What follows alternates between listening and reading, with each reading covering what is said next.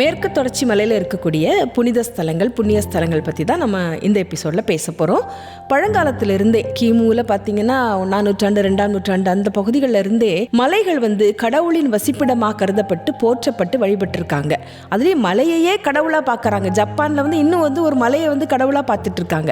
So மலையை கடவுளாக வழிபட்டதுனால தான் அந்த காலத்து மக்கள் அந்த மலையில் இருக்கக்கூடிய மிருகங்களையோ பறவைகளையோ அழிய விடாமல் பாதுகாத்திருக்காங்க. அங்கே இருக்கக்கூடிய மலை வளங்களை அப்படியே பாதுகாத்ததுக்கு காரணம் என்னன்னு சொன்னா அது சாமி தெய்வம் அப்படின்னு சொல்லி பார்த்ததுனால தான்.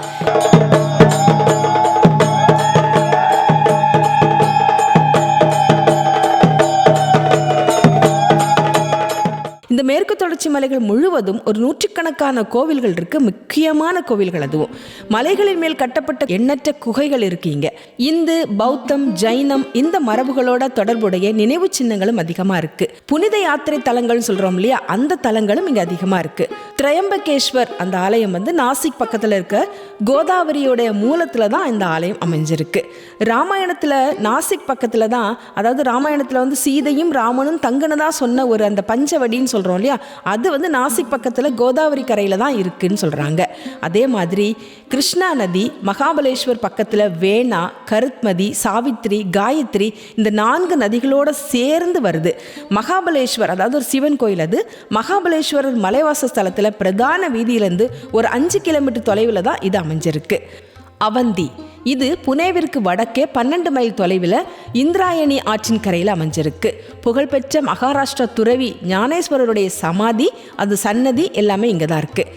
ஜஜரி மலை அப்படின்னு சொல்லக்கூடிய இந்த மலையில் கர்ஹரி பள்ளத்தாக்கில் உயரமான கண்டோபா கோவில் அமைஞ்சிருக்கு. கோலாப்பூர் பஞ்சகங்கள் நதிக்கரையில் அமைஞ்சிருக்கு. இங்கு பழமையான மகாலட்சுமி கோவில் அமைஞ்சிருக்கு.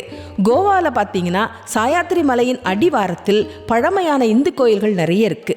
கோவாவின் தெற்கே துங்கபத்ரா நதியின் இடது கரையில் உள்ள சிருங்கேரியில் ஸ்ரீ சங்கராச்சாரியார் தன்னுடைய தலைமை மடத்தை நிறுவினார் அப்படிங்கிறது வரலாறு நம்ம எல்லாருக்கும் தெரியும். பாபா புதன் அல்லது தத்தாத்திரேய பீதா முஸ்லீம்கள் அப்படின்னு சொல்லக்கூடிய இவர்கள் மற்றும் இந்துக்கள் இவங்க எல்லாருமே புனிதமாக கருதக்கூடிய லேட்ரைட் குகை இந்த பாபா புதான் மலைத்தொடரில் தான் அமைஞ்சிருக்கு. முஸ்லீம் துறவி பாபா புதான் இங்கே குடியேறினார் அப்படிங்கிறதும் பெர்சியாவிலிருந்து காஃபி விதைகளை கொண்டு வந்ததாகவும் புராணம் சொல்கிறாங்க. இந்த காஃபி விதைகளை அவர் இங்கே போட்டதுனால தான் இந்தியாவில் காஃபி பயிரோட ஆரம்பம் உருவாகியிருக்கு. சிக்மகளூருக்கு பக்கத்தில் கர்நாடகாவின் மேற்கு தொடர்ச்சி மலையில் உள்ள மிக உயரமான சிகரம் மூலனகிரி. மேற்கு தொடர்ச்சி மலையின் அடிவாரத்தில் வேலூர் மற்றும் ஹாசனுக்கு அருகில் இருக்கக்கூடிய ஹலே பீட் அந்த இடங்களில் நேர்த்தியா செதுக்கப்பட்ட சிற்பங்களோட சென்னகேசவ மற்றும் ஹொய்சலேஸ்வரர் கோவில்கள் அமைஞ்சிருக்கு. இவை 12ஆம் நூற்றாண்டில் கட்டப்பட்டவை மற்றும் ஹொய்சால கட்டிடக்கலைக்கு சிறந்த எடுத்துக்காட்டாகவும் இருக்கு. இந்த கோயில்கள் நிறைய திரைப்படங்களை நம்ம பார்த்திருப்போம். ஹிந்தி திரைப்படங்கள்லையும் தமிழ்லையும் இந்த கோயில்களை அடிக்கடி காட்டுவாங்க. இனி உடுப்பிக்கு வடக்கே கொடசாத்திரி மலையின் அடிவாரத்தில் கொல்லூரில் பிரசித்தி பெற்ற மூகாம்பிகை கோயில் அமைஞ்சிருக்கு.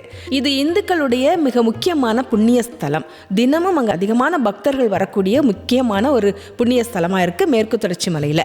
தட்சிண கன்னடத்தில் இருக்கக்கூடிய உடுப்பி சிறந்த துவைத தத்துவ ஞானியை ஆசிரியருமான மாதவாச்சாரியால் நிறுவப்பட்ட கிருஷ்ணர் கோவிலுக்கு மிக மிக பிரபலமானது. உடுப்பி கிருஷ்ணர் அப்படின்னா நம்ம எல்லாருக்குமே தெரியும். அதே மாதிரி உடுப்பியில் இருக்கக்கூடிய சில உணவு வகைகள் ரொம்ப பிரசித்தம். அதனால தான் நிறைய இடங்களெல்லாம் ஹோட்டல்களுக்கெல்லாம் உடுப்பி அப்படி சொல்லி பேர் வச்சிருப்பாங்க. அந்த மாதிரி ஒரு பிரபலமான இடம் அது.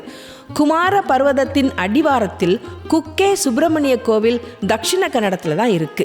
குடகில் இருக்கக்கூடிய பிரம்மகிரி மலையில் காவேரி நதி எந்திரிச்சு வருது நம்ம ஊருக்கு.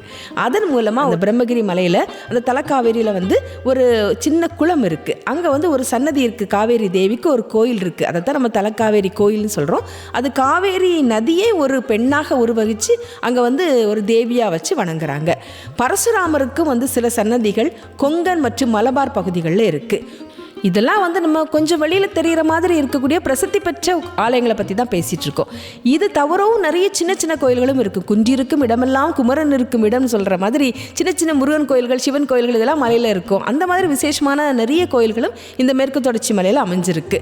இதுக்கெல்லாம் ஒரு பெரிய டாப்பில் ஒரு கோயில் நம்ம சொல்ல வேண்டியிருக்கு. முக்கியமாக தென்னகத்தில் இருக்கக்கூடிய பக்தர்கள் மட்டும் இல்லாமல் வடக்கையும் சரி, இப்போ வெளிநாடுகளிலிருந்தும் அதிகமான பக்தர்கள், லட்சக்கணக்கான பக்தர்கள் வந்துக்கிட்டு இருக்கக்கூடிய ஒரு மலைவாச ஸ்தலத்தில் இருக்கக்கூடிய ஒரு மலை கோயில். அது எந்த கோயில் அடுத்த எபிசோட்ல பேசலாம். மேற்கு தொடர்ச்சி மலை பற்றி மேலும் தெரிந்து கொள்ள தாடகை மைந்தர்களுடன் இணைந்திருங்கள்.